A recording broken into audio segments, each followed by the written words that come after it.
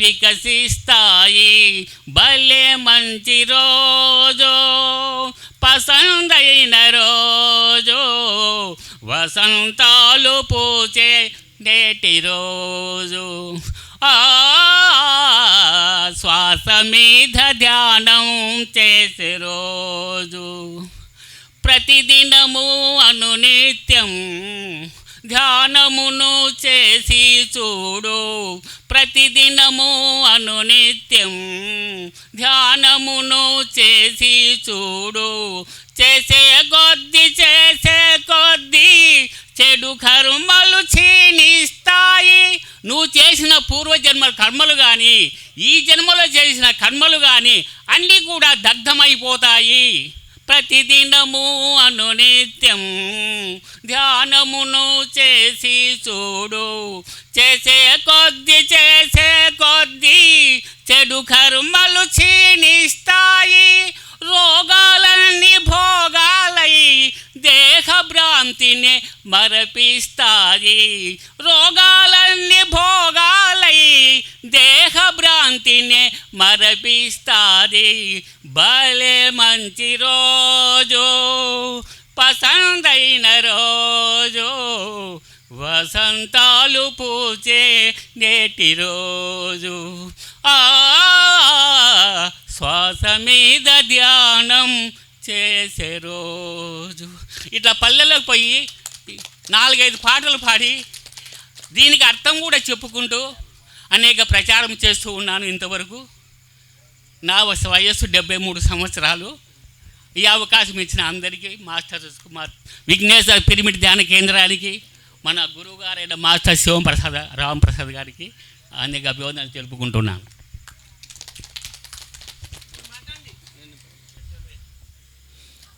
నా పేరు రాజ్యలక్ష్మి, మాది తాడిపత్రి. నాకు 2001లోనే ధ్యానం తెలిసింది. ఒక ఆయన వచ్చి రోజు ధ్యానం అని చెప్తుంటే ఏమో అని ఒక రోజు వెళ్ళాను సెంటర్కి. ఆ రోజు కూర్చున్నాను. నాకు ఏదో ఒక అనుభవం జరిగింది. ఏదో బాగుంది, ఇదేదో తెలుసుకోవాలి, అందరూ ఏదో మాట్లాడుకుంటున్నారు, నేను కూడా తెలుసుకోవాలని నాకు ఆ తపన పడింది. ఆ తపనతో నేను అలానే ధ్యానానికి రోజు వెళ్ళడం. నాలో ఏదో తెలియంది, ఏదో కొంచెం బాగా అనిపించింది. ఏదో ఆరోగ్యం బాగలేదు, అది గుర్తించాను. రంగనాథ్ అన్న ఓ రోజు ఏదో చెప్తాంటే, అరే ధ్యానంలో కూర్చుంటే కింద ఉన్న దెబ్బలు కూడా నయమవుతాయా? ఎట్లా నయమవుతాయి? నాకు ఆశ్చర్యాలన్నీ, ప్రతిదీ ధ్యానానికి మొదలొస్తేనే ఏది వింటున్నా ఆశ్చర్యమే. ఎన్ని రోజులు ఉంటే దేవుడు అంటే ఏందో తెలియదు, వీళ్ళు దేవుని గురించి ఇలా మాట్లాడుతున్నారు, ఇదేదో నేను కూడా తెలుసుకోవాలని నా లోపల ఒక జరుగుతూ ఉంది. ఒకరోజు గురువుగారు వచ్చారు, పిలిస్తే పోయి చూశాను. చూస్తేనే ఇంకా ఎనలేని ప్రేమ, ఏదేదో లోపలంతా ఆయనను చూస్తేనే నాకు ఎలా అంటే ఎంత సంతోషమో, ఏదో లోపల ఉంటే ఉప్పొంగినట్లా అంత ప్రేమ అట్లా వచ్చేసింది. ఏందబ్బా ఇలా జరుగుతుంది, ఎవరిని చూసినా ఇలా జరగలేదు, ఎందుకు ఈ గురువుగారిని చూస్తేనే నాకు ఇలా జరుగుతుందని ఆ పొద్దునుంటే ఇంకా ధ్యానానికి అంకితమై సాధన చేస్తూనే ఉన్నాను. చాలా సమస్యలు తగ్గించుకున్నాను. చాలా భయాలు, చాలా నాలో ఎన్ని ఉన్నాయో నాకే తెలియదు. అవన్నీ ఎన్ని ఉన్నాయో నేను అన్నీ చూసుకున్నాను.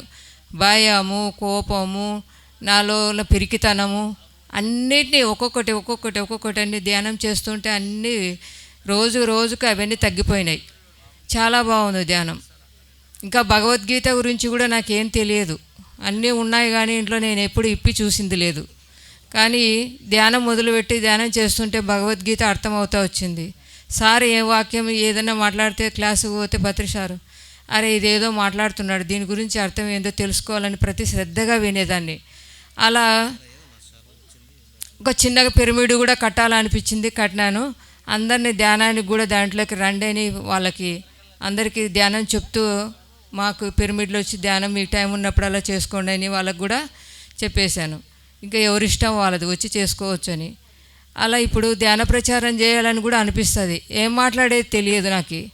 అలా నేను మాట్లాడేది నాకు ఇప్పుడు అర్థమవుతుంది. నేను ఏం మాట్లాడుతున్నాను, నేను ఏం చెప్తున్నాను, ఎలా మాట్లాడుతున్నాను, అన్నీ ధ్యానం ద్వారానే నాకు ఇవన్నీ వచ్చాయి. నాకేం తెలిసేది కాదు అసలు. ఇంట్లో ఉంటే బయటికి వెళ్ళిందని కాదు, ఎలా దాన ధర్మాలు చేసేది తెలియదు, ఏమీ తెలియదు. ఇన్ని విషయాలు తెలిసినాయో ధ్యానం వల్ల. అందరు తెలుసుకోవాలని అందరికి ధ్యానం చెప్తూ నా సమయం ఉన్నప్పుడల్లా ఆ సమయాన్ని అంతా ఉపయోగిస్తున్నాను. Thank you. Tadipatri masters Chandrakala Ramadevi madam గారు వేదిక మీద రావాల్సి కోరుచున్నాము. వీళ్ళిద్దరూ తమ భర్తలను వెనకడి నడిపిస్తున్నారు. అద్భుతమైన మాస్టర్స్. రెండమ్మ ఇద్దరు, చంద్రకళ రమాదేవి మేడం మరి వెంకటరెడ్డి సార్ గారు. వెంకటరెడ్డి సార్ ఉన్నారు, వేదిక మీదకి రావాల్సి కోరుచున్నాం సార్.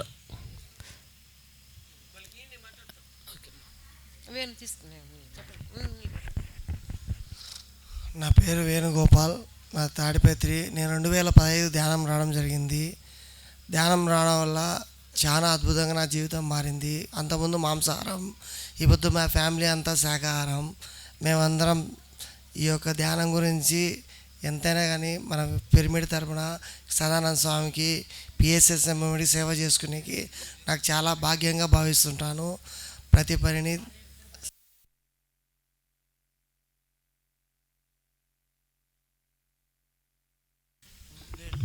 వెంకటరెడ్డి సార్ కుమారుడు కోడలు వివేక్ రెడ్డి వాళ్ళ శ్రీమతి గారి వేదిక మీద రావాల్సి కోరుచున్నాం సార్. వివేక్ రెడ్డి తాడుపత్రి దంపతులు ఇద్దరు వేదిక మీద రావాల్సి కోరుచున్నాం.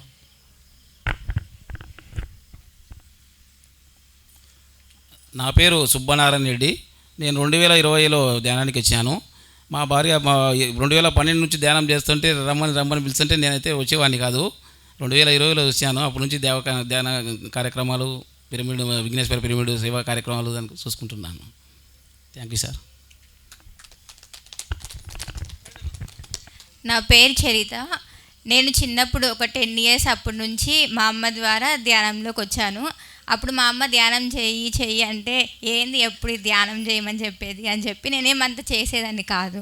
కానీ సండే పిరమిడ్కి మాత్రం, సెంటర్కి మాత్రం వెళ్ళేదాన్ని. అక్కడికి వెళ్ళి మార్నింగ్ 10కి అలా వెళ్తే ఈవినింగ్ 5 వరకు అక్కడే ఉండేవాళ్ళం. అంటే అన్ని క్లాసెస్ అవన్నీ వినడం బాగా ఇంట్రెస్ట్ అనమాట. సో చిన్నప్పటి నుంచి క్లాసెస్ విని కొంచెం నాకే చేయాలి, ధ్యానం చేసుకోవాలి అని అట్లా నాకే అనిపించేది. అప్పటి నుంచి నేను ధ్యానం స్టార్ట్ చేయడం మొదలుపెట్టాను. ధ్యానం చేస్తున్నప్పటి నుంచి నాలో నేనే సెల్ఫ్ స్టడీ చేసుకోవడము, అలా ఎన్నో క్యారెక్టర్ చేంజ్ చేసుకోవడము, లేదంటే కొన్ని గుణాలు అలవాటు చేసుకోవడము, ఇట్లా నన్ను నేను ఎప్పుడెప్పుడు సెల్ఫ్ చెక్ చేసుకొని మార్చుకునేదాన్ని. ధ్యానం వల్ల నా స్టడీస్ కానీ అవన్నీ నాకు చాలా హెల్ప్ అయ్యాయి. Thank you.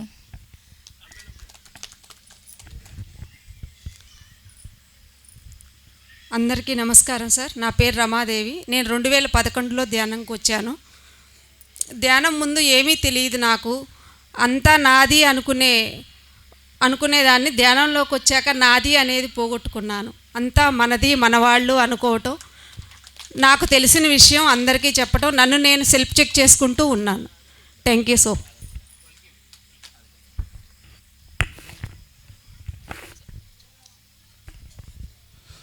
మన గురుదేవులైనటువంటి శ్రీ సదానంద మహాయోగీశ్వరునికి మరి మన గురుదేవులైనటువంటి శ్రీ సుభాష్ పత్రి స్వామికి నమస్కారాలు తెలుపుచు ఇక్కడికి వచ్చినటువంటి ఆత్మబంధువులు, ధ్యాన గురువులు అందరికీ నమస్కారములు. నా పేరు గంగాధర్.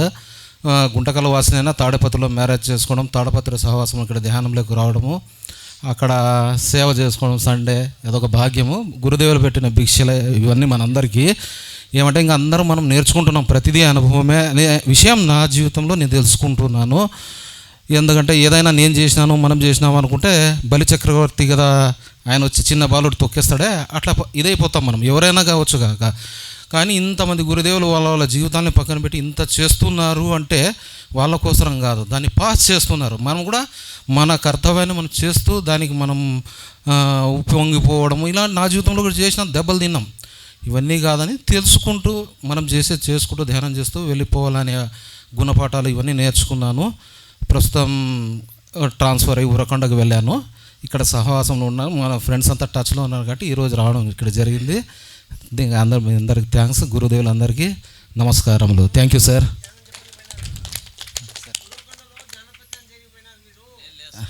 అక్కడ నుండే వచ్చాను సార్, వెంకటేశ్వర మాస్టర్ ద్వారా తెలుసుకున్నాం. మరి ఇక్కడ రావడం మళ్ళీ అక్కడ ట్రాన్స్ఫర్. అవును సార్, అక్కడ ధ్యానం చేసుకుంటున్నాను.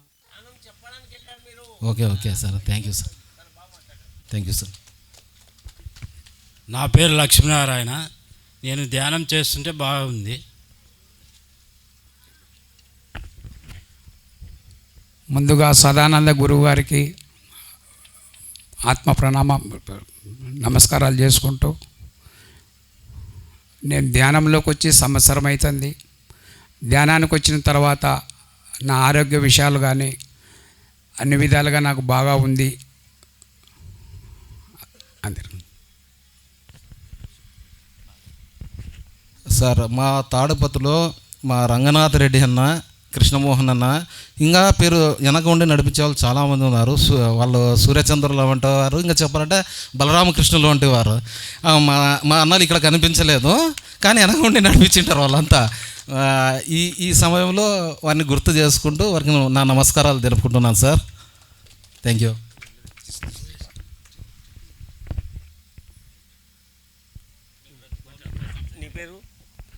నా పేరు సంజీవ్ రెడ్డి. నేను 6వ తరగతి చదువుతున్నాను. నాకు చిన్నప్పటి నుంచి ధ్యానం తెలుసు. మా అమ్మ పేరు రమాదేవి, మా నాన్న పేరు రామకృష్ణారెడ్డి. మా అబ్బా వల్ల నేను ధ్యానానికి వచ్చాను. నాకు చిన్నప్పుడు ఎప్పుడు బోరింగ్గా ఉంటుంది, ఎందుకు ధ్యానం చెయ్యాలి, అసలు ధ్యానం వల్ల ఏమొస్తుంది అన్నట్టు ఉంటుంది. కానీ స్కూళ్ళలో మా ఫ్రెండ్స్ అంటే మా అమ్మ వాళ్ళందరూ వచ్చి స్కూళ్ళకు చెప్పడం ఇలా చేస్తూ ఉన్నప్పుడు సెంటర్కి వెళ్ళడం మొదలుపెట్టాను. అప్పటి నుండి ధ్యానం చేపిస్తూ ఉంటే ఇంట్లో కాస్త కూర్చొని నాకు ధ్యానం చేయడం అలవాటైంది. మీ ఫ్రెండ్స్కి చెప్పావా? మా స్కూల్లో కూడా మా ఫ్రెండ్స్ చాలామంది చేస్తారు. నువ్వు ఎవరికైనా చెప్పావా? చెప్పు. నేను మా ఫ్రెండ్స్లో చాలామందికి చెప్పాను సార్. రోజు ఒకరికి చెప్పాలి. రోజు ఒకరికి ధ్యానం చెప్పాలి. రోజు ఒకరికి ధ్యానం చెప్పాలి.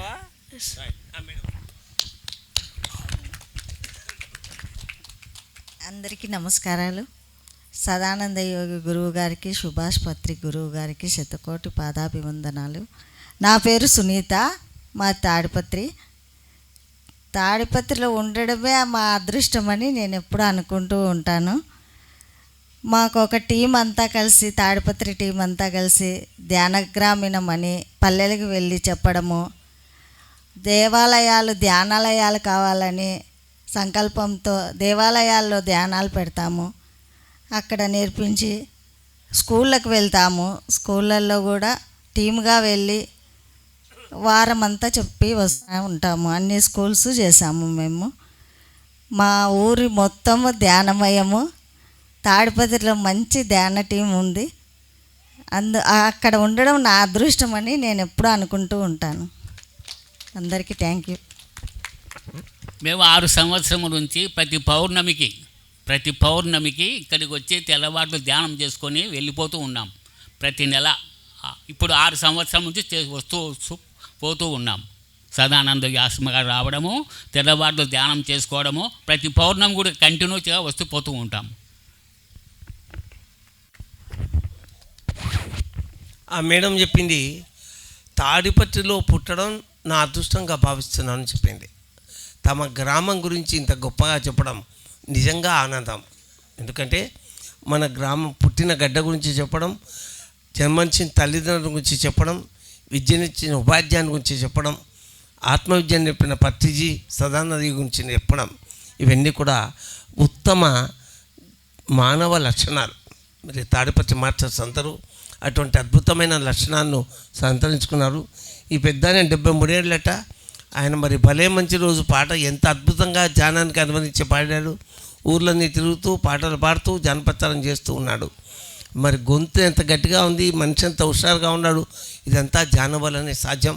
లేకపోతే చేతులు పట్టుకుని, కాళ్ళు పట్టుకుని, నడుములు పట్టుకుని, మోకాళ్ళు పట్టుకుని కుక్కి మంచంలో కూర్చునేటువంటి మనుషులు ఊరూరు తిరుగుతూ జానపత్రం చేశారంటే మరి పత్రిజీకి వారికి గురువైనటువంటి సదానంద యోగికి మనం సర్వదా కృతజ్ఞమై ఉండాలి. నిజంగా పిరమిడ్ మాస్టర్లందరికీ గురు పౌర్ణమి చాలా మంచి రోజు. 3 గంటలు ధ్యానం జరుగుతుంది అంటే 1.5 గంట ధ్యానం జరిగింది. అది తప్ప ఇంకా ఏ లోటు లేదు. ఇవాళ ఒక మహాద్భుతం జరిగింది. ఎన్నో సంవత్సరాల నుంచి ఇక్కడ పిరమిడ్ కట్టాలనేటువంటి ఆకాంక్ష, పత్రిజీ ఆకాంక్ష ఈరోజు నెరవేరే రోజు వచ్చింది. ఎందుకంటే మన ఇవాళ పిరమిడ్ ధ్యాన మందిరానికి శంకుస్థాపన చేసుకున్నాం. మరి సదానంద యోగి పిరమిడ్ ధ్యాన మందిరం త్వరలో మన నిర్మాణం మొదలు పెట్టడానికి మనందరి యొక్క చెయ్యి ఉండాలి. రూపాయలు ఇవ్వగలిగిన వాళ్ళు, 10 లక్షలు ఇవ్వగలిగిన వాళ్ళు డబ్బు అకౌంట్లో వేయాలి. 2 ఏళ్ళ లోపల మన ధ్యాన మందిరాన్ని పూర్తి చేసుకోవాలి, పత్రిజీ ఆకాంక్షను నెరవేర్చుకోవాలి. మరి నెరవేర్చుకుందామా? మనము ఈ ఆకాంక్షని నెరవేర్చుకుందామా?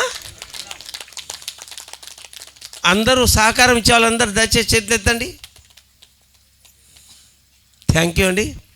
ఇది ఎవరి సొంత పని కాదు, భగవన్ నామ స్మరణ చేసేది. మనం ఇప్పుడు ధ్యాన నామ స్మరణ చేస్తూ ఉన్నాము. ఆ భగవంతుడి బయట చూసే బదులు మన లోపల చూస్తూ ఉన్నాము, అంతరాత్మలో చూస్తున్నాము.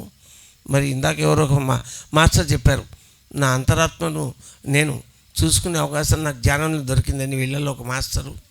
మరి ఎంత అద్భుతంగా ఆలోచన వస్తుంది చూడండి. ధ్యానం చేస్తే తప్ప ఇటువంటి ఆలోచనలే రావు. ఆ దేవుడు కాపాడుతాడు, ఈ దేవుడు కాపాడుతాడు, ఆ మొక్కులు మొక్కినా, ఈ మొక్కులు మొక్కినా, అక్కడ ఎంటుకలు ఇచ్చినా, ఇక్కడ ఎంటుకలు ఇచ్చినా, అక్కడ అభిషేకం చేసినా, ఇక్కడ అభిషేకం చేసినా తప్ప నా లోపల నేనున్నాను, నాతో నేనున్నాను, నేను మన పిరమిడ్ సొసైటీలో మాత్రమే ఈ మాటలు వస్తాయి, ఇటువంటి ఆలోచనలు వస్తాయి, ఇటువంటి అద్భుతమైనటువంటి విషయాలు వస్తాయి. మరి పిల్లాడు ఎంత అద్భుతంగా మాట్లాడాడు, ఎంత చక్కగా మాట్లాడాడు, ఆ పాప ఎంత బాగా మాట్లాడింది. మనం మాట్లాడడం నేర్చుకుంటాం, బాగా మాట్లాడడం నేర్చుకుంటాం, గొప్పగా మాట్లాడడం నేర్చుకుంటాం, అద్భుతంగా మాట్లాడడం నేర్చుకుంటాం. ఎంత నేర్పించారు పత్రిజీ మనకు. మాట్లాడడం ఒక కళ. ఆ కళ ఎదుటివారికి ఇష్టపడేట్లుగా, నచ్చేట్లుగా మాట్లాడడం, అది వాళ్ళలో ఒక ఆలోచన రేకెత్తించడం, ఆ ఆలోచనని ఆచరణకి కార్యరూపంలోకి మార్చుకుని జీవితంలో దాన్ని ఫలవంతం చేసుకోవడం, ఇదంతా కూడా అద్భుతమైన విషయం. ఈరోజు ఈ తాడిపత్రి మాస్టర్స్ అందరూ కూడా దాన్ని నెరవేర్చారని నేను అనుకుంటున్నాను. వీళ్ళ సంఘీభావానికి, మరి రంగనాథ్ రెడ్డి మీద, కృష్ణ మీద వీళ్ళకున్నట్టు ఎంతో మంచి అభిప్రాయానికి నిజంగా నాకు సంతోషంగా ఉంది. Thank you. తాడిపత్రి జిందాబాద్, తాడిపత్రి జిందాబాద్, తాడిపత్రి జిందాబాద్. శ్రీ విఘ్నేశ్వర పిరమిడ్ ధ్యాన మందిరం తాడిపత్రి జిందాబాద్.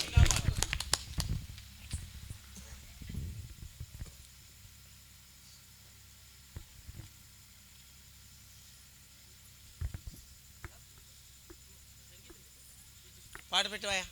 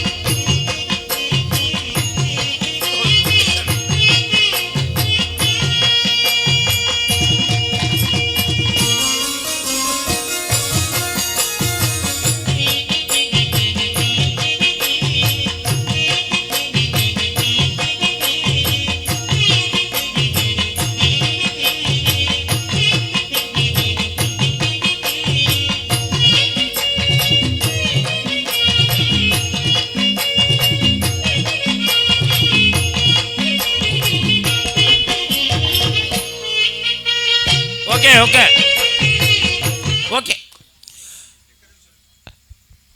ఏంటి నిత్యాన్న ప్రసాద్ సేవా ట్రస్ట్కి పత్రి మేడం చైర్మన్, మరి పత్రి మేడం, రంగనాథ్ రెడ్డి గారు, వెంకటేశ్వర రెడ్డి గారు, మారం శివప్రసాద్ అనే నేను, భువనేశ్వర్ రాజు, బైజు ప్రసాద్, నందవరం ప్రసాద్, బ్రహ్మర్షి ప్రేమనాథ్, డాక్టర్ ఇందిరా, మరి డోన్ గాయత్రీదేవి, సాయి, తాడిపత్రి సాయి, మరి మేమంతా కలిసి ఈ అద్భుతమైనటువంటి ట్రస్టును ప్రతిరోజు మధ్యాహ్నం 1 గంట నుంచి 3 గంటల దాకా చేసిన పదార్థం అయిపోయే వరకు అక్కడ నుంచి అన్నప్రసాద సేవ జరుగుతూ ఉంది. పర్వదినాల్లో అద్భుతంగా ఈ కార్యక్రమాలు జరుగుతూ ఉన్నాయి. వారం వారం క్లాసులు ఏర్పాటు అవుతున్నాయి. మరి ఇదంతా కూడా సదానందయ్య వారి కరుణాకృపతోనే జరుగుతుంది. ఇక ట్రస్టీ సభ్యులు కాకపోయినా టీచర్లైన భార్యాభర్తలు బనగానపల్లి ప్రభాకర్ రెడ్డి, లక్ష్మీదేవమ్మ వారిద్దరు కూడా ఈ ట్రస్టుకు ఎల్లప్పుడూ ఎంతో సేవ చేస్తుంటారు. ఇంకా వీరన్న ఎమ్మిగనూరు, మరి వంట చేస్తాడు చూడు, ఆయన పేరేంది, ఎప్పుడన్నా వంట చేస్తాడు చూడు, ప్రసాద్ పిలిపిస్తాడు, పుసులూరు ఆయన హుసేన్ అయ్య. మరి ఇక్కడ జియోలాజికల్ సర్వేలో పనిచేసేటువంటి వాళ్ళు మధ్యాహ్నం భోజనం చెప్తారు, వెంకటేశ్వర్లు. ఇలా ఎంతోమంది మాస్టర్లు మహబూబ్ బాషా ఇక్కడ సేవ చేయడానికి వస్తుంటారు. మరి చుట్టుపక్కల గ్రామాల నుంచి కూడా ఎంతోమంది వచ్చి సేవ చేస్తూ ఉంటారు. ఇక్కడ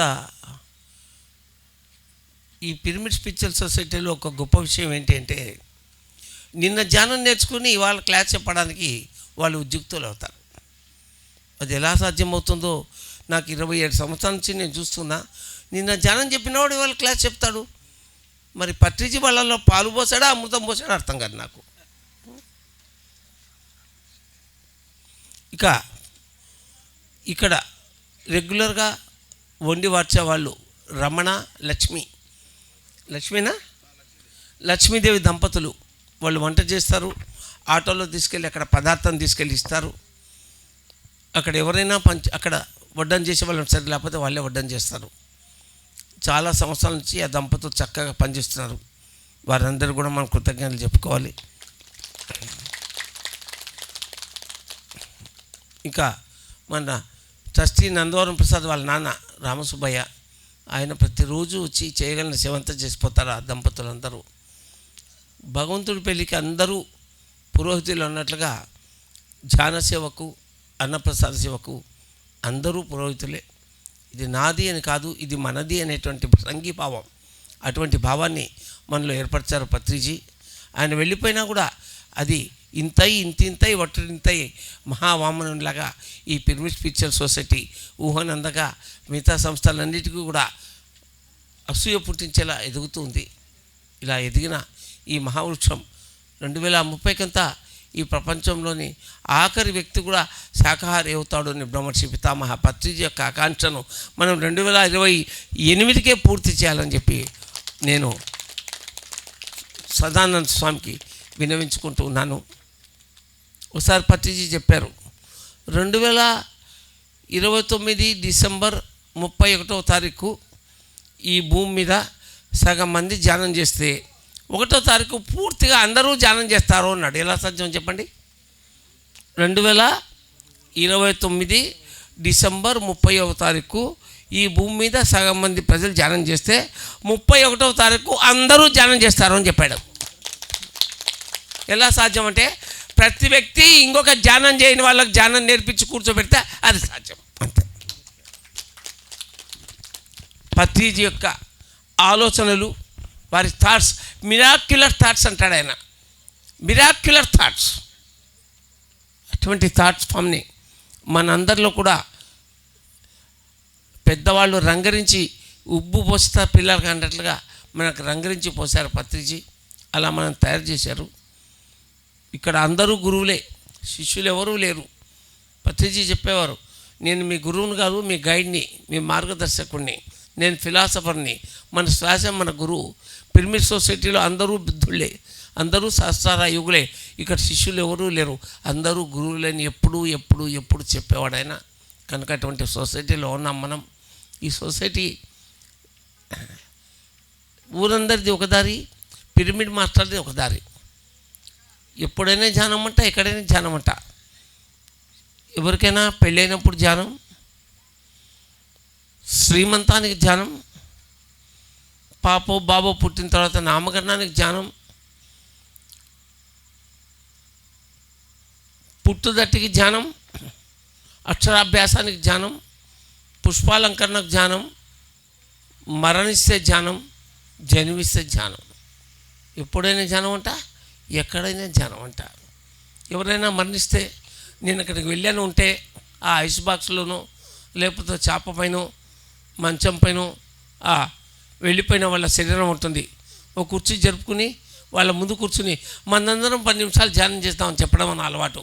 అక్కడ 10 మంది ఉండని, 100 మంది ఉండని, 1000 మంది ఉండని, ఒక 10 నిమిషాలు అని చెప్పి 20 నిమిషాలు అందరికీ మరణం అంటే ఏమి, మరణాంతర జీవితం అంటే ఏమి, మరణం నిజంగా జీవితంలో నిష్క్రమించడమా, ఈ విషయాలన్నీ చెప్పి ధ్యానం వల్ల మరణ భయాన్ని మనం పోగొట్టుకోవాలని చెప్పి రావడం నాకు అలవాటు. మరి అంత ధైర్యంగా ఒక డెడ్ బాడీ ముందు, తెలియని వాళ్ళ ముందు మనం చెప్పగలుగుతున్నామంటే అది ఎలా సాధ్యం అంటే సాధ్యమే. ఒక సంవత్సరం కింద మా చిన్నమ్మాయి వాళ్ళ మామగారు తండ్రి చనిపోయారు. అక్కడ వెళ్ళాను నేను, నా భార్య, ఇద్దరం. వారు చనిపోతే అందరికీ ధ్యానం నేర్పిద్దాం, ధ్యానం చేస్తాను బావా అన్నాను నేను. ఎవరు చేస్తారు బావా ధ్యానం అంటే ఆయనకి ఏం చెప్పలేదు. ఆ బాడీ మీద కూర్చొని మైక్ తీసుకుని నేను మనం అందరం ఇప్పుడు 10 నిమిషాలు ధ్యానం చేస్తున్నామని కూర్చోబెట్టి అందరితో 20 నిమిషాలు ధ్యానం చేయించాను నేను. అది ఎలా సాధ్యం అంటే సాధ్యం అంతే. మన దగ్గర చొరవ ఉండాలి, చెప్పాలనే తపన ఉండాలి, చెప్పగలగాలి, ఎవరినైనా ఒప్పించగలగాలి. అది మనందరికీ వెన్నతో పెట్టిన విద్య, అవునా కాదా? మరి ఈ పెద్ద ఆయన భలే మంచి రోజుని ఎంత అద్భుతంగా పాట పాడాడు, దాంట్లో ఎన్ని మంచి అర్థాలు తీశాడు. ఒక్క మాట ఎక్కడికో తీసుకుపోయింది నన్ను, ఏదో లోకాలకి. అరే ఈ పాటలో ఎంత బాగా చెప్పాడు పెద్ద ఆయన, ధ్యానాన్ని ఈ విధంగా ఇంత అద్భుతంగా ప్రచారం చేయవచ్చునా? మరి పిప్పల ప్రసాద్ కాదు, మరి ఇంకెవరు కాదు, ఒక పెద్ద ఆయన అలా చెప్పగలుగుతున్నాడు అంటే ఆ పాటలో ఎంత రమ్యత ఉంది, ఎంత ఎనర్జీ ఉంది, ఎంత డెప్త్ ఉంది. మరి ప్రతి ఒక్కరు ఇలా వాళ్ళు ఈ పిల్లని ఇలా చెప్పగలిగాడు. మనం చెప్పగలిగిన రీతిలో ప్రతి ఒక్కరూ ఇంకొకరికి ధ్యానం నేర్పాలి. ఇది జీవితంలో మనం అలవాటు చేసుకోవాలి. రోజు ఒకరికి ధ్యానం నేర్పాలి, ఒక్కరికి. అది నీ ఇంటి వాళ్ళ, పక్కింటి వాళ్ళ, పనింటి వాళ్ళ, కిందింటి వాళ్ళ, రోజు ఒకరికి ధ్యానం చెప్పాలి. చెప్పగలమా లేదా? చెప్పగలమా లేదా? రోజు ఒకరికి ధ్యానం చెప్పాలి. ఒక నియమం పెట్టుకోవాలి. ఒక్కరోజు ఎప్పుడైనా తప్పాం, రేపు ఇద్దరికి చెప్పాలి. ఎల్లుండి రేపు కూడా తప్పాం, ఎల్లుండి ముగ్గురికి చెప్పాలి, లేదా ఆ రోజు ఉపవాసం ఉండాలి. మనకు మనం వేసుకున్న శిక్ష. అట్లే మన ఇంట్లో మన పిల్లలు ధ్యానం చేయరు అనుకున్నాం. అప్పుడు ఏం చేయాలి? వాళ్ళకి స్వీట్ పనిష్మెంటు, వాళ్ళకి కావాల్సినవి చేసి పెట్టాలి. వాళ్ళ తల్లి మాట్లాడకూడదు, మౌనం పాటించాలి. ఒక్కరోజు అలా ఉన్నారనుకోండి, రెండో రోజు వాళ్ళు నేను ఈరోజు ధ్యానం చేశాను చేసి చూపిస్తారు. మరి తల్లి మౌనాన్ని పిల్లలు అస్సలు భరించలేరు. వాళ్ళకి తీయని శిక్ష వేయాలి. నిందించకూడదు, కొట్టకూడదు, తిట్టకూడదు. సాధ్యం ఏదైనా. మొక్కై వంగితే మానై వంగుతుంది.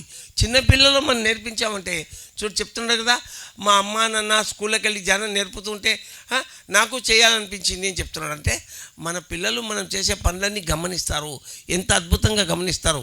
వాళ్ళలో గ్రాహ్యశక్తి, గ్రాస్పింగ్ పవర్ చాలా ఉంటుంది. వాళ్ళకి ఏం తెలుసులే అనుకుంటాం. వాళ్ళు మనం మాట్లాడేవన్నీ విని మనకి ఎలా చెప్పాలో తెలియక వీళ్ళొక వెర్రి పిచ్చోళ్ళు అని అనుకుంటుంటారు వాడిని. అలాగే పసిపిల్లలు కూడా వాళ్ళు మనం చెప్పేది అర్థం చేసుకుంటారు, వాళ్ళ ఆత్మలకు అర్థమవుతుంది, దివ్యత్వం ఉంటారు వాళ్ళు. కానీ మాట్లాడడానికి తెలియదు, వాళ్ళకు ఎలా చెప్పాలో తెలియదు. కానీ పిల్లలు మనకంటే గొప్ప మేధావులు. వారు మనం చేసే ప్రతి పనిని గమనిస్తారు, మాట్లాడే ప్రతి మాటను గమనిస్తారు, మన ఆలోచనను గ్రహిస్తారు, మన ఊహల్ని వాళ్ళు గ్రహిస్తారు. వాళ్ళు మనకంటే గొప్పగా పని చేయగలరు. వాళ్ళు మనకంటే గొప్ప మేధావులను ప్రతి ఒక్కరు అర్థం చేసుకోవాలి. వీడికేం తెలుసు అనుకుంటారు తల్లిదండ్రులు. కాదు, వాడికి తెలుసు, నీకు తెలియదు. అందుకే పిల్లలు దేవుళ్ళు, పిల్లల తల్లిదండ్రులు మూర్ఖులు అనేవారు పత్రిజీ. పిల్లల తల్లిదండ్రులు మూర్ఖులు అనేవారు. మా పిల్లడు బాగా ధ్యానం చేస్తున్నాడు ఏమని చెప్పంటే, ఓహో నువ్వు మూర్ఖత్వం నుంచి బయటపడ్డావులే అంటారు ఆయన. చూడండి, ఆయన అలా చెప్పేవారు. ప్రతి ఇంట్లో ఎవరో ఒక రివల్యూషనిస్ట్ ఉంటాడు, ప్రతి ఇంట్లో ఒక గొప్పవాడు ఉంటాడు, ప్రతి ఇంట్లో ఒక నిదానంగా ఉండేవాళ్ళు ఉంటారు, ఆడపిల్లలు కానీ మగపిల్లలు కానీ. అసలు వాళ్ళకి ఏమి ఇవ్వగలగాలి తెలియదు మనకు. మార్కులు రాలేదని వాళ్ళని సతాయించడం తప్ప వాళ్ళకి ఏమి ఇవ్వగలగాలి తెలియదు మనకు. వాళ్ళకి ఏమి ఇవ్వాలి. కొంతమంది పిల్లలు గత జన్మ స్కిల్స్ తీసుకొని వస్తారు. పెన్సిల్ ఇస్తే చాలు గీతలు గీసేస్తారు, బొమ్మలు వేస్తారు, ఇంకేమో చేస్తారు. కొంతమంది కుని రాళ్ళు తీస్తుంటారు, కొంతమంది ఏమైనా ఇన్స్ట్రుమెంట్ ఇస్తే వాయించడానికి ప్రయత్నం చేస్తుంటారు. పిల్లలలో అతి మేధస్సు ఉంటుంది. ఈ కాలం పిల్లలకు ఇంకా ఎక్కువ మేధస్సు ఉంది. వాళ్ళకున్నటువంటి మేధస్సు ఏమి, వాళ్ళకి ఏ పని మీద ఇంట్రెస్ట్ ఉంది, గత జన్మల్లో వాళ్ళ అలవాట్లు వాళ్ళు ఈ జన్మల్లో ప్రస్ఫుటిస్తారు. అవి ఎటువంటి అలవాట్లు? చాలామంది మా పిల్లాడు చాలా అల్లరి చేస్తున్నాడు, మా అమ్మాయి మహాతుంటరి, పట్టుకోవడం కష్టం అంటూ ఉంటారు. పిల్లల్ని బాగా గమనించి వాళ్లకు 3 సంవత్సరాల వయసు వచ్చినప్పటి నుంచి వాళ్ళకి చదువే కాకుండా ఒక సైడ్ కరికులం యాక్టివిటీ అంటారు. కరికులం యాక్టివిటీ అంటే వాళ్లకు ఒక సైడ్ విద్యని, అది పాట కావచ్చు, ఇన్స్ట్రుమెంట్ కావచ్చు, చిత్రలేఖం కావచ్చు, ఏదైనా శిల్పం కావచ్చు, మరేదన్నా ఇంకొక ఫైన్ ఆర్ట్ అంటారు, దాన్ని వాళ్ళకు మనం నేర్పించగలిగితే వాళ్ళ లీజర్ టైం అంతా కూడా వాళ్ళు వేస్ట్ చేసుకోకుండా వాళ్ళు ఆ పని మీద పెడతారు. ఆ కరికులం యాక్టివిటీ మీద దృష్టి పెట్టడం వల్ల మామూలు చదువు కూడా అద్భుతంగా చదువుకుంటారు. వాళ్ళల్లో తుంటరితనం ఉండదు, సమయం వేస్ట్ చేసుకోరు. చిన్నప్పటి నుంచి కూడా గొప్ప బాల మేధావులుగా తయారవుతారు. తల్లిదండ్రులు తమ పిల్లల్ని చాలా చక్కగా గమనించడం నేర్చుకోవాలి. 1, 2, 3 పిల్లల మొదటి 3 సంవత్సరాలు వాళ్ళు దేవుళ్ళు. 1, 2, 3 అది నాకు వచ్చింది. 4, 5, 6, 7 ఈ 4 సంవత్సరాలు పిల్లలు బాలురు. వాళ్ళకి అన్నీ అర్థమయ్యేట్లుగా నిదానంగా వివరించి చెప్పాలి. తల్లి తండ్రి ఎవరైనా సరే రాత్రిపూట హోంవర్క్ దగ్గరుండి చేయించాలి. తల్లిదండ్రులు రాయడం కాదు. చాలామంది తల్లిదండ్రులు పిల్లలు అలసిపోయారు లేని వాళ్ళు హోంవర్క్ రాసి పంపించే తల్లిదండ్రులు ఉన్నారు. అలా కాదు, దగ్గరుండి హోంవర్క్ రాయించాలి. తండ్రి రాత్రిపూట అన్ని పనులు వదిలిపెట్టి 1 గంట సేపు పెద్ద పెట్టె చిన్న పెట్టె 2 ఆపి పిల్లలతో గడపగలగాలి. పెద్ద పెట్టె అంటే ఏంటి, చిన్న పెట్టె అంటే సెల్లు, టీవీ సెల్లు 1 గంట సేపు బంద్ పెట్టి పిల్లలతో గడపడం నేర్చుకోవాలి. చిన్నప్పుడు మా నాన్న మాకు 8, 9 సంవత్సరాల వయసులో బాగా గుర్తుంది నాకు. ఏంటంటే ఇప్పటికి 64 ఏళ్ళు 63 ఏళ్ళ కింద రోజు అన్నం కలిపి తట్టలో పెట్టేవాడు. తట్టలో పెడితే తినేవాళ్ళం. ఆ తర్వాత మా నాయన వెళ్ళిపోయినాక మా అమ్మ పెట్టేది. అలా చేయడం వల్ల అందరూ 1 అర్ధ గంట సేపు రాత్రిపూట కలిసి గడపగలిగే అవకాశం దొరికేది. ఈ కాలం అవకాశం లేదు. ఇక 4, 5, 6, 7 బాలురు పిల్లలు. తర్వాత 8, 9, 10, 11, 12, 5 సంవత్సరాలు కుమారి కుమారులు. ఆ సమయంలో పిల్లలకి అన్ని పనులు నేర్పాలి, వంటతో సహా. మగపిల్లలకు ఆడపిల్లలకి ఒక పుస్తకం చేతికిచ్చి మనకు వచ్చే ఇన్కమ్ ఎంత, మనకు అయ్యే ఖర్చు ఎంత, తండ్రికి బుర్ర గనక ఉంటే పిల్లలతో రాయించాలి. మా నాన్న 8 సంవత్సరాల వయసు నుంచి నాకు లెక్కలు నేర్పాడు, మా అన్నకు నాకు. మరి ఎవరైనా, మా నాన్న పేరు రామచంద్రయ్య గారు, మరి ఆత్మకూరు పక్కనే, నంజాల పక్కన. ఏమయ్యా 8 ఏళ్ళ పిల్లలతో రాపిస్తున్నావు, పుస్తకాలు చెడిపోవా అంటే, పుస్తకాలు చెడిపోతే ఇంకోటి కొనుక్కోవచ్చు. నేను రేపు సడన్గా వెళ్ళిపోతే నా పిల్లలకు దిక్కేంది అనేవారు. నిజంగానే నాకు 13, మా అన్నకు 14, మా నాన్న చనిపోయారు. చిన్నప్పుడు 8 ఏళ్ల నుంచి ఆయన లెక్కలు నేర్పినందుకు, లెక్కలు మా కంప్యూటర్ తెలియకపోయినా ఊరికే ఇట్లా చూస్తే టోటల్ కనిపెట్టగలం, టోటల్ చేయగలం. ఒక కంప్యూటర్ లేకండి, క్యాల్కులేటర్ లేకుండా మేము అద్భుతంగా టోటల్ చేయగలం. ఎలా సాధ్యమైంది? ప్రాక్టీస్. రోజు 8, 9 ఏళ్ళ వయసులో సాయంకాలం 4:30 స్కూల్ నుంచి రావాలి, కాళ్ళు ముఖం కడుక్కోవాలి, పాలు తాగాలి, షాప్కి వెళ్ళాలి, లెక్క రాయాలి అరగంట సేపు లెక్క రాస్తే మా నాన్న పావులా ఇచ్చేవాడు. ఎంత? పావులా. ఇంటర్వెల్లో 15 పైసలు దోశ, 10 పైసలు టీ. 15 పైసలు దోశ, 10 పైసలు టీ. ఇప్పుడు 62, 63, 64, 65 ఆ ప్రాంతాల గురించి చెప్తున్నాను. 1962, 63 15 పైసలు దోశ, 10 పైసలు టీ.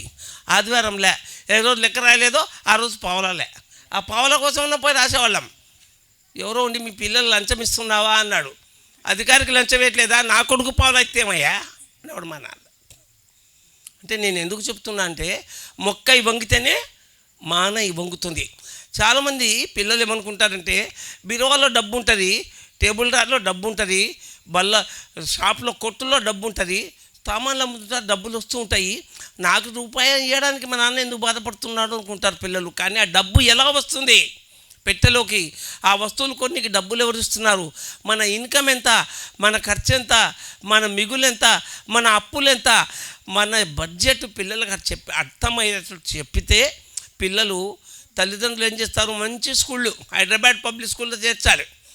అక్కడికి మంత్రుల కొడుకులు, ఎమ్మెల్యేల కొడుకులు, కోటీశ్వర్ల కొడుకులు వస్తారు. వాళ్ళు మధ్యాహ్నం ఐస్ క్రీమ్ తింటారు, చిప్స్ తింటారు, ఇంకేవో తింటారు. ఈ తల్లిదండ్రి పాపం చచ్చి చెడి ఆస్తులమ్మి అప్పులు చేసి పిల్లల్ని ఆ స్కూల్లో చేరుస్తారు. కానీ వాళ్ళకి పాకెట్ మనీ ఇవ్వడానికి వాళ్ళకి వసతి ఉండదు. వీళ్ళేమో మధ్యాహ్నం నోరు తెరుచుకొని చూస్తూ ఉంటారు. ఇటువంటి సమస్యలు పిల్లలకు ఎన్నో ఉంటాయి. అవన్నీ గమనించాలి. పిల్లలకు అవసరమైన వాళ్ళు అడిగినన్ని కాకపోయినా కొన్నైనా వాళ్ళు చదువుకునే ఇన్స్టిట్యూషన్ బట్టి, వాళ్ళ స్నేహితులను బట్టి మన పిల్లలను కూడా మనం గమనించుకోవాలి. మనం ఇవ్వకపోతే పాకెట్ మనీ ఆ పిల్లలు దొంగతనాలు చేస్తారు. మన పిల్లలకు దొంగతనాలు అలవాటు మనమే చేస్తూ ఉన్నాం. తప్పు చేయడానికి అవకాశం మనమే ఇస్తున్నాం. అలా మనం కనుక మన ఇన్కమ్ మన పిల్లలకు చెప్పగలిగితే వాళ్ళు చిన్నప్పటి నుంచే డబ్బును కాపాడుకోవాలని ఆలోచన చేస్తారు. ఇక 8, 9, 10, 11, 12 ఈ వయసు, ఈ 6 సంవత్సరాల పిల్లల్ని చక్కగా అలా చూసుకోవాలి. తర్వాత 13, 14, 15, 16, 17, 18, 19 7 సంవత్సరాలు దీన్ని ఏమంటారు? 13, 14, 15, 16, 17, 18, 19 ఏమంటారు దీన్ని? టీనేజ్. గట్టిగా చెప్పు, టీనేజ్. 7 సంవత్సరాలు పిల్లలు, యువతి యువకులు. 13 ఏళ్ళు వచ్చిన తర్వాత పిల్లలు మనకు స్నేహితులు. ఆ 7 సంవత్సరాల్లో తల్లులు కొడుకులతోనూ తండ్రులు కూతుళ్ళతోనూ స్నేహం చేయాలి. With opposite gender. తల్లులు కొడుకులతోనూ తండ్రులు కూతురుతో. ఎందుకని? అలా తల్లి కొడుకుతోనూ తండ్రి కూతురుతో స్నేహం చేయడం వల్ల ఆపోజిట్ జెండర్ అంటే పిల్లలు కో ఎడ్యుకేషన్ ఆడమ్మగా కలిసి చదువుకుంటూ ఉంటారు. ఒక అమ్మాయి ఒక అబ్బాయితో ఎలా వ్యవహరించాలో తెలుసుకుంటుంది, ఒక అబ్బాయి ఒక అమ్మాయితో ఎలా వ్యవహరించాలో తెలుసుకుంటారు. అలా తర్వాత అదేలో వాళ్ళు ఉద్యోగాలు చేసుకుంటూ పనికొస్తుంది. ఆ తర్వాత పెళ్ళైనప్పుడు కూడా వాళ్ళకి పనికొస్తుంది. 20 సంవత్సరం ఆ సమయంలో పిల్లలు చెప్పినట్లు మనం వినాలి తప్ప టీనేజ్లో మనం చెప్పినట్లు వాళ్ళు వినేది ఏం ఉండదు. టీనేజ్లో ఈ కాలం పిల్లలు చెప్పినట్ల తల్లిదండ్రులు నోరు మూసుకొని వినాలి అంతే. నోరు మూసుకొని. 20 సంవత్సరాల నుంచి పిల్లలు కాదు, పెద్దలు మనకు ఈక్వల్ వాళ్ళు 20 సంవత్సరాల నుంచి. సో ఈ అన్ని సంవత్సరాలు పిల్లలకి చక్కగా రోజు వాళ్ళకి ఎంత వయసు ఉంటే అంతసేపు ధ్యానం చేస్తూ రాత్రిపూట తండ్రులు వారితో పిల్లలతో గడుపుతూ మరి ఆ పిల్లల్ని చక్కగా పెంచుకోవాలి. ఇంకొక ముఖ్యమైన విషయం, 10th, 11th, 12th అంటే 10th క్లాస్ ఇంటర్మీడియట్ ఫస్ట్ మేము చదివేటప్పుడు 11th క్లాస్ 12th క్లాస్ ఉండేది. జెడ్పీహెచ్ జిల్లా పరిషత్ హైయర్ సెకండరీ స్కూల్లో. ఇప్పుడు అవి లేవు. 10th class, intermediate first year, intermediate second year 3 సంవత్సరాలు. ఈ 3 సంవత్సరాలు పిల్లలని తల్లిదండ్రులు చాలా జాగ్రత్తగా కనిపెట్టాల్సిన అవసరం. ఎందుకంటే పిల్లల్లో ఒక ఫోర్స్, ఒక ఫైర్, ఒక ఆవేశం, ఒక టెన్షన్ ఇవన్నీ కూడా 3 సంవత్సరాలు ఉంటాయి. ఆ 3 సంవత్సరాలు ఉన్నప్పుడు పిల్లలు ఆత్మహత్యలు చేసుకోవడానికి వాళ్ళకి ప్రేరేపింపబడే సంఘటనలు ఉంటాయి. కనుక పిల్లల్ని చాలా జాగ్రత్తగా తల్లిదండ్రులు హాస్టల్లో ఉంచకుండా వారి దగ్గరగా ఉంచి చదివించుకోవాలి. ఒకవేళ మీ ఊళ్ళో ఆ చదువు లేదంటే పిల్లలను ఏ ఊళ్ళో మీరు చేస్తారో ఆ ఊరికి పోయి మీరు సంసారం ఉండాలి. ఈ 3 సంవత్సరాలను పిల్లల్ని కాపాడుకోవాలి తల్లిదండ్రులు. పిల్లల్లో ఆత్మహత్యలు ఎందుకు జరుగుతున్నాయంటే అభద్రతాభావం, ఇన్సెక్యూరిటీ ఫీలింగ్. ఆ అభద్రతాభావం నుంచి పిల్లల్ని బయటపడేయాలంటే dangerous years 10th class, inter first year, inter second year 3 సంవత్సరాలు పిల్లల్ని పసి పాపాలాగా చూసుకోవాలి తండ్రులు. ఇంకా డిగ్రీకి వస్తారు పిల్లలను. డిగ్రీకి వస్తే పిల్లల్ని ఇంట్లో ఉంచి చదివించకూడదు. వాళ్ళని బయటికి పంపించే తినాలి, హాస్టల్లో ఉంచే తినాలి. బయట ఎలా బతకాలి, ఎలా జీవించాలి, చదువు అయిపోయినాక ఉద్యోగాల్లోనూ, వ్యాపారాల్లోనూ, వ్యవసాయంలోనూ, రాజకీయంలోనూ, అధికారంలో ఉంటే ఎలా బతకాలి అనే ఇండివిజువాలిటీ పిల్లలకు ఖచ్చితంగా డిగ్రీ చదువులో ఇవ్వాలి. కనుక ఈ ఎడ్యుకేషన్ పరమాద్భుతంగా మనం చేసుకోవడానికి ధ్యానము జ్ఞానము కనుక మరి సమయం దొరికింది. దాదాపు ఒక 1000 మంది ఉన్నారు. నాకు చెప్పాలి అనిపించిన విషయాలు మీకు అందరికీ చెప్పాను. ఇది ప్రతి ఒక్కరికి ఉపయోగపడుతుంది అనుకుంటున్నాను నేను. మరి స్కూళ్ళల్లో పిల్లలకి ఆ వయసుకు తగినట్లుగా ఆ సరైనటువంటి సబ్జెక్ట్ను చెప్పడం నాకు చాలా ఇష్టం. అందుకని నేను అప్పుడప్పుడు స్కూళ్ళకి వెళ్ళి పిల్లలకు ధ్యానం చెప్తూ ఉంటాను. ఇదైనా సరే పిల్లలకు ధ్యానం చెప్పడానికి పోయినప్పుడు ఏం చేయాలంటే ఒక హ్యాండ్ మైక్ తీసుకెళ్ళాలి. ఇవాళ 1000 రూపాయలు పెడితే చాలు, మంచి మైక్ వస్తుంది. Hand mic, battery charging. అది మనం ఇంటి దగ్గర ఛార్జ్ తీసుకొని పోవాలి. ఎవరినన్నా ఒకరిని ఫ్రెండ్ని తీసుకెళ్ళాలి. పిల్లలను మనం క్లాస్ చెప్పలేకపోతే క్లాస్ చెప్పగలిగే మాస్టర్ని తీసుకెళ్ళాలి. వెళ్ళినప్పుడు ఏ స్కూల్కి వెళ్తున్నావో ఆ స్కూల్లో ఎంతమంది పిల్లలు ఉంటారో అంతమంది పిల్లలకి ఒక మంచి చాక్లెట్ కానీ బిస్కెట్ కానీ తీసుకునేయాలి. నేను ఏ జిల్లా, శ్రీకాకుళం జిల్లా దగ్గర భీమునిపట్నం ఏదో ఊరుంది. ఆ ఊరి దగ్గర ఒక గిరిజన్ హాస్టల్కి వెళ్ళాను. అక్కడ 300 మంది పిల్లలు క్లాస్ చెప్పాను. Inter first year, second year, 10th class వాళ్ళకి. నేను అంతమంది పిల్లలు ఉంటాను అనుకోలేదు. ఊళ్ళో క్లాస్ అనుకున్నాను, హాస్టల్లో క్లాస్ అనుకోలేదు. అక్కడికి వెళ్ళిన తర్వాత చూస్తే 350 మంది పిల్లలు ఉన్నారు. వాళ్ళకు ప్రామిస్ చేశాను, ఒక వారం లోపల మీకు మంచి చాక్లెట్ అందుతుంది అని. 350 క్యాడ్బరీస్ ఏం ప్యాకెట్, అది 5 రూపాయల చాక్లెట్, ఏమంటారు దాన్ని, 5 స్టార్ చాక్లెట్, 350 చాక్లెట్లు కొని పంపించాను వాళ్ళకి. నేను 2000 ఎంతో అయింది బిల్ నాకు తెలిసి. పెద్ద చాక్లెట్ 10 రూపాయలది, 7 రూపాయలకి ఎంతో హోల్సేల్ దొరికింది. 2000 ఎంతో బిల్ అయింది. డబ్బులు వాళ్ళకి పంపించాను. పిల్లలకి ఏం చెప్పాలి అంటే వాళ్ళకు ఒక మంచి చాక్లెట్, బిస్కెట్ ఇస్తే వాళ్ళకి ఆనందంగా ఉంటుంది. ఇంకోటి ఏంటంటే ధ్యానం మధ్యలో వాళ్ళకి మంచి పాట చెప్పాలి. ఒకటి పిల్లలు దేవుడు చల్లని వారే అనే పాట కానీ, మౌనంగానే ఎదగమని అంటే అటువంటి మంచి పాటలు ఉంటాయి. అటువంటి పాటలు ధ్యానం మధ్యలో పాడుతూ పిల్లల్ని ఎంటర్టైన్ చేస్తూ, ధ్యానం చెప్పే మధ్యలో చిన్న కథ, పొట్టి కథ. కథలు అంటే పిల్లలు చెవి కోసుకుంటారు. అవునా? కథ అంటే పిల్లలు చెవి కోసుకుంటారు. ఇది చెప్పడం మీద ఒక ఫైన్ ఆర్ట్, కళ. చెప్పడం ఎలా అనేది తెలుసుకోవాలి, మాట్లాడడం ఎలా అనేది తెలుసుకుంటే ఇలా క్లాస్ చెప్పడం ఎలా అనేది అద్భుతంగా అలవాటు అవుతుంది. మరి ఇవన్నీ కూడా మీకు తెలియవని కాదు, కానీ నాకు తెలిసిన విషయాలు మీ అందరికీ ఒకసారి విన్నవించుకుంటున్నానంటే థ్యాంక్ యూ.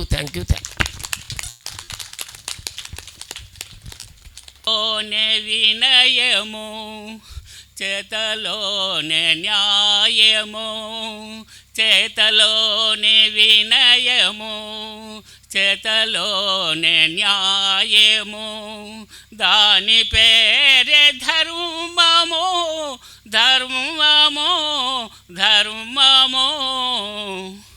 ఆత్మలోని శాంతము, ఆత్మలోని అభయము, ఆత్మలోని శాంతము, ఆత్మలోని అభయము, దాని పేరే మోక్షము,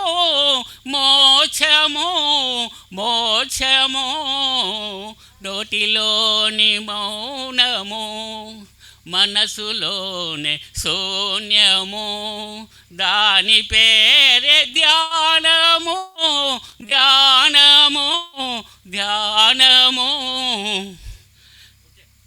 ధ్యానమే భోగము, జ్ఞానమే వైభోగము, ధ్యానమే భోగము, జ్ఞానమే వైభోగము, సత్యమే దైవము.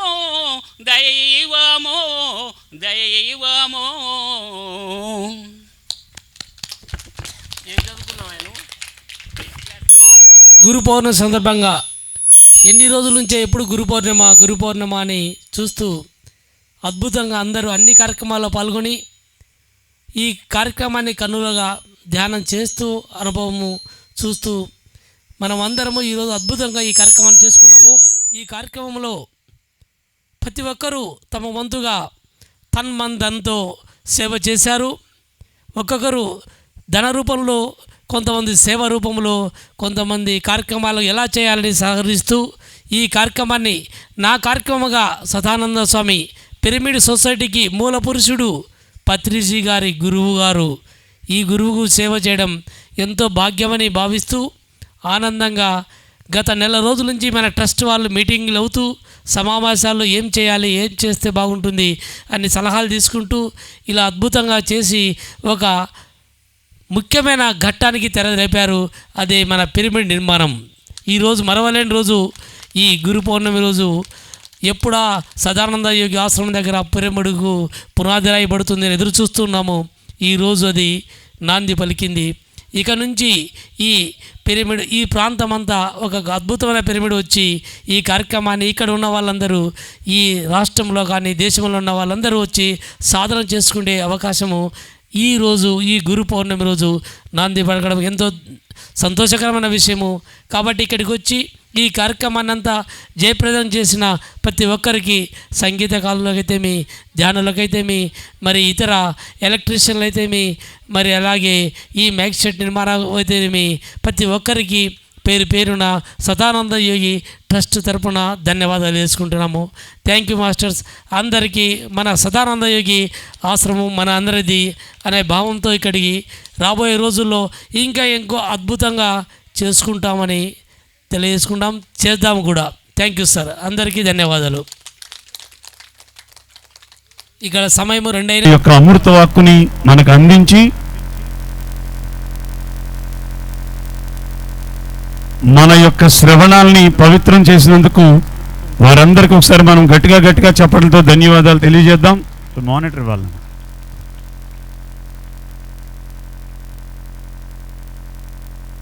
అందరూ చెప్పండి. కోరి, నాకు వినపడలేదు, సాధించరాదు, కోరక వచ్చినది కాదనరాదు, పోతూ ఉంటే బాధపడరాదు, వస్తూ ఉంటే సంబరపడరాదు. ఇంకొకసారి చెప్దాం. కోరి సాధించరాదు, కోరక వచ్చినది కాదనరాదు, వస్తూ ఉంటే సంబరపడరాదు, పోతూ ఉంటే బాధపడరాదు. మనం ఈరోజు ఎవరి ఒడిలో కూర్చొని తుది శ్వాస వరకు ఆరోగ్యాన్ని, ఆనందాన్ని పొందుతున్నామో ఆ మహానుభావుని యొక్క తుది మాటలు, చివరి మాటలు ఈ 4 వాక్యాలే. ఆ మహానుభావుడు ఎవరు?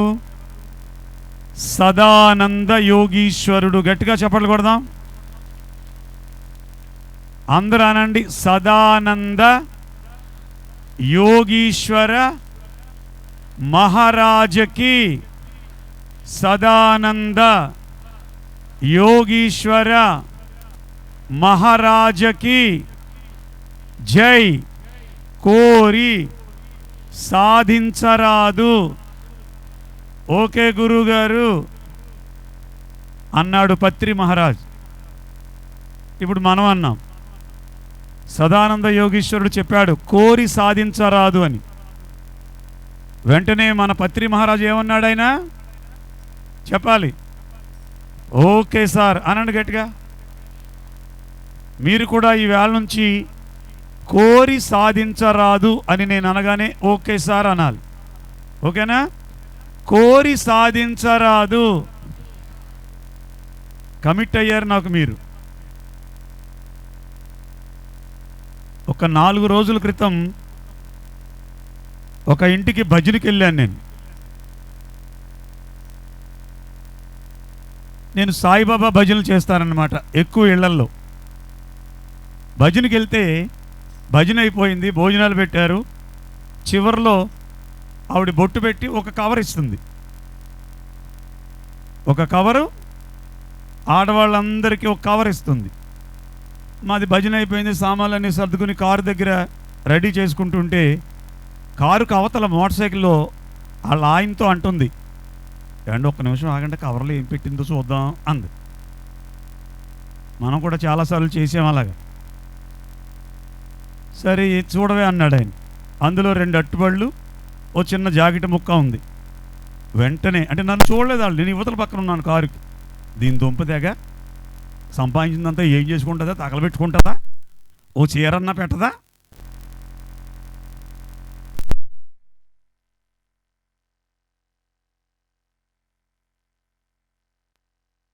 చెప్పాలి గట్టిగా. ఎందుకుంది దుఃఖం? కోరి సాధిస్తుంది ఆ తల్లి.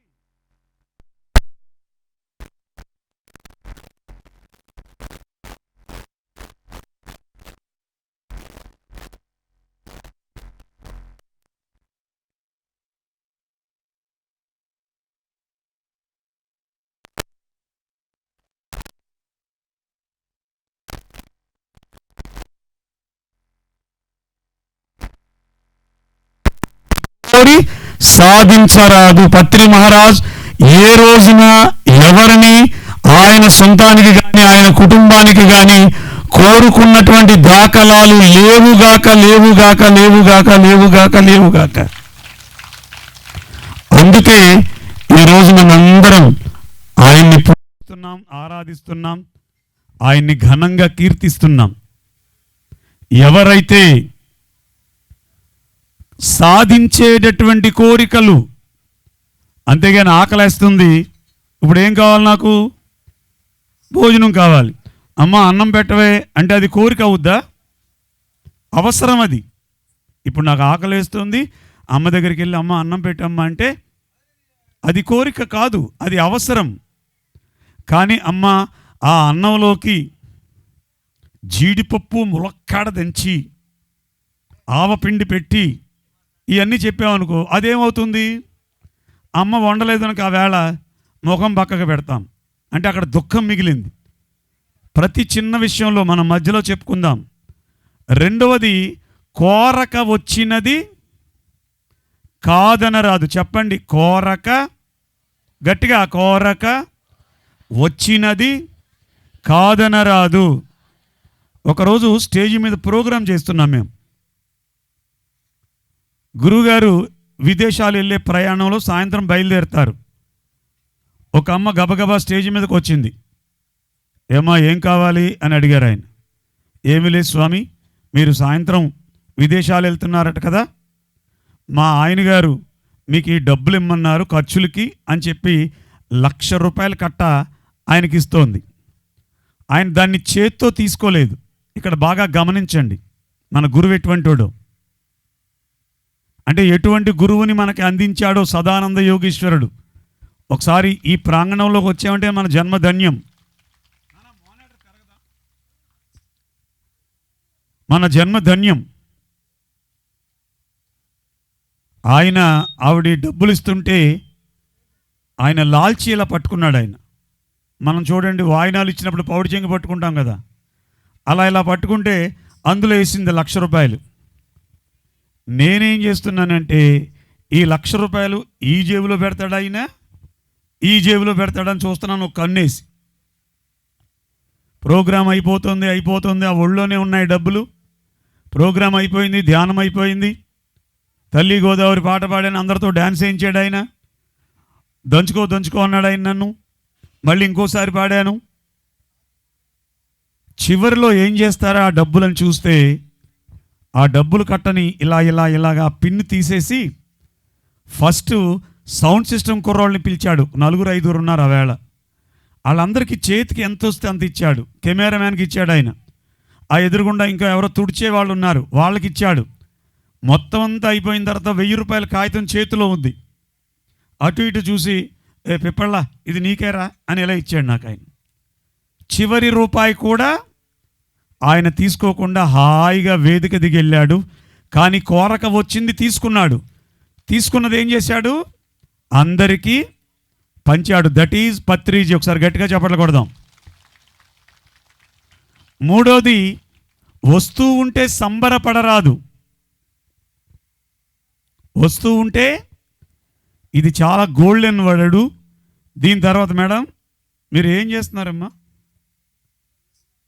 ఏం చేస్తున్నారు మీరు? దేని పాంప్లెట్లు అవి? ఇప్పుడు ఆ పాంప్లెట్ చదవాలా, నా క్లాస్ వినాలా? ఏ ఊరు మీది? కుజా ఆవిడకి ఒకసారి గట్టిగా చప్పట్లు కొడదాం. ఎందుకో తర్వాత చెప్తాను. ఏ పని ఎప్పుడు చెయ్యాలో అప్పుడు చెయ్యాలరా తల్లి, నా బంగారం నువ్వు. పోతూ ఉంటే బాధపడరాదు, అసలైంది ఇక్కడే ఉంది మనకి. రామాయణం అంతా వింటాం, జేబులో చెయ్యట్టాలంటే 100 సార్లు ఆలోచిస్తాం. కానీ పత్రిజీ అలా ఆలోచించాడా? ఆయన జేబులో ₹1 లేదు, కానీ ఆయన ద్వారా కొన్ని కోట్ల మంది భౌతిక ఆధ్యాత్మిక సంపదను కూడా పొందినటువంటి దాఖలాలు ఇప్పటికీ ఉన్నాయి. అందులో నేను ఒకడిని. ప్రతి తినే మెతుకు ఆ షిరిడి సాయి పత్రి మహారాజ్ ద్వారా వచ్చినాయి నాకు ఈ శరీరానికి. అంత గొప్ప యోగీశ్వరుణ్ణి మనకు అందించినటువంటి పరమయోగీశ్వరుడు సదానంద యోగీశ్వరుని యొక్క గురు పౌర్ణమి మహోత్సవం ఉదయం నుంచి అంగరంగ వైభవంగా చేస్తూ ఈరోజు అంచనా 10,000 మంది వచ్చారటండి. ఈ చుట్టుపక్కల గ్రామాల నుండి 10,000 మంది భోంచేశారు అక్కడ, ఆకులు లెక్క అన్నమాట. ఎంత అద్భుతం అసలు. మరి ఈ సందర్భంలో మనందరం ఒక 10 నిమిషాలు ధ్యానం చేద్దాం. తర్వాత మళ్ళీ కొన్ని విషయాలు సదానంద యోగీశ్వరుని యొక్క లీల ఒక్కటి చెప్పి మనం ధ్యానంలోకి వెళ్దాం. నేను షిరిడి సాయి భక్తుణ్ణి. సాయిబాబా వారి ఏకాదశ సూత్రాల్లో నా మానుష శరీరము నా సమాధి నుండియే మాట్లాడునని ఉంటుంది. అది 4వ సూక్తి ఏకాదశ సూత్రాల్లో. నా మానుష శరీరము నా సమాధి నుండియే మాట్లాడును. నేను ఎన్నో పర్యాయాలు ప్రయత్నం చేశా, సమాధి మీద చెవి పెట్టి బాబాగారు మాట్లాడతారేమో అని. కానీ మరి నా లోపమో నాకు ఆ అర్హత ఇంకా దొరకలేదో తెలియదు, కానీ ఆయన ఆశీస్సులైతే పరిపూర్ణంగా నాకు నా ఫ్యామిలీకి ఉన్నాయి. కానీ ఆ మాటలు వినలేకపోయాను నేను.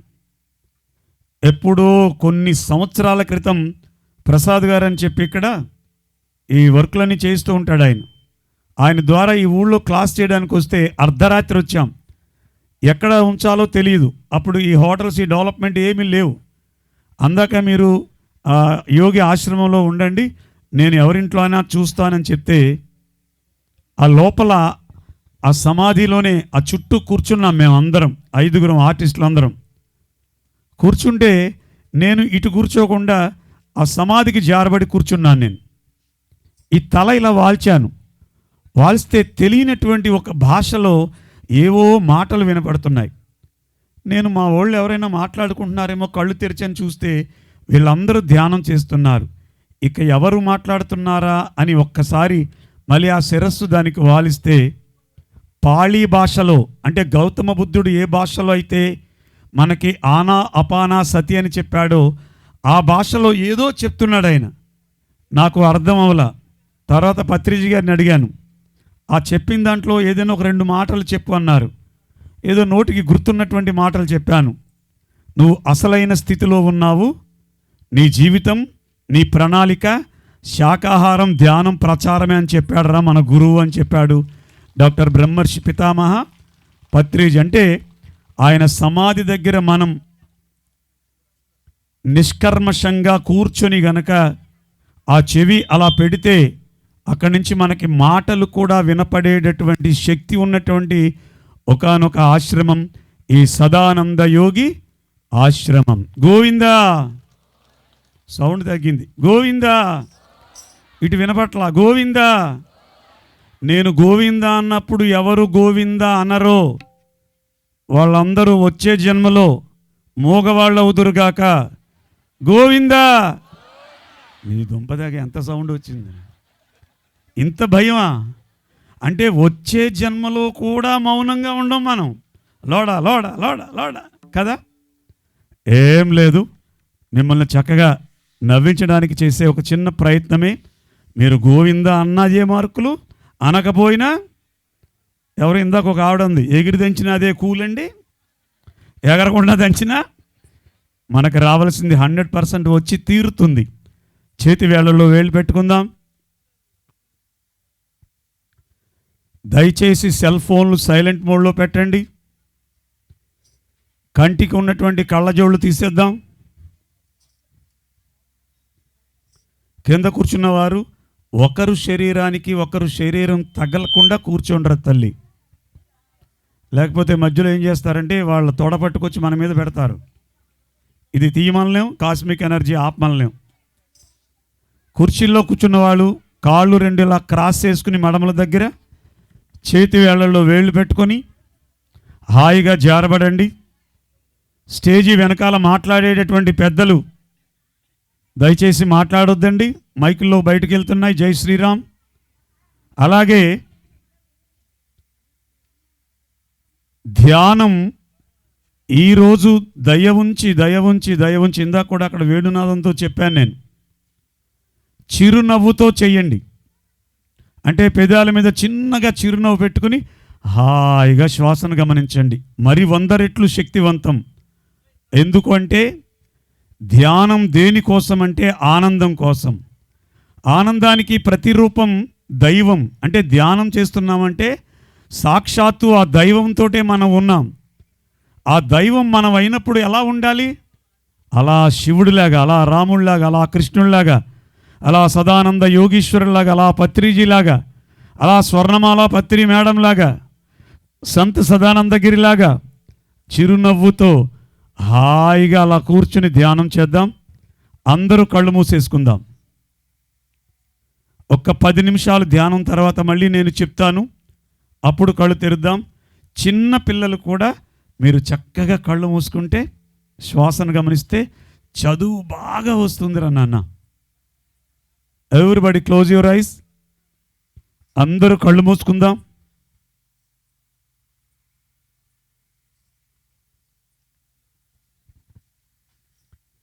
ఏమి భాగ్యం, ఏమి భాగ్యం. శ్వాస మీద ధ్యాస.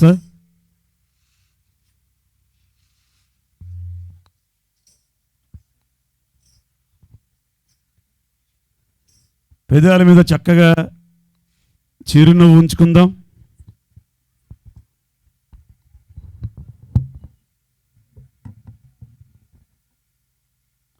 కూసంత శ్వాసలో కొండంత సంజీవిని ఉంది.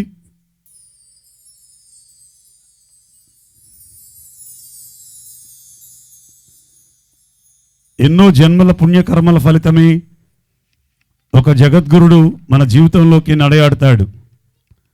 మరి మనం ఎన్ని జన్మలుగా ఎన్ని పుణ్యకర్మలు చేసి వచ్చామో, నడయాడే దైవం పత్రి మహారాజ్ ఉన్నప్పుడే భౌతికంగా మనం వారితో సంచరించాం, అనుచరించాం, అందరినీ అనుసరింపచేశాం. ఆయన శరీరం విడిచిపెట్టిన తర్వాత ఆయన ఎనర్జీలో ఇంత వైభవమైనటువంటి కార్యక్రమాల్ని కొనసాగిస్తున్నాం. శ్వాస మీద ధ్యాస. శ్వాస మీద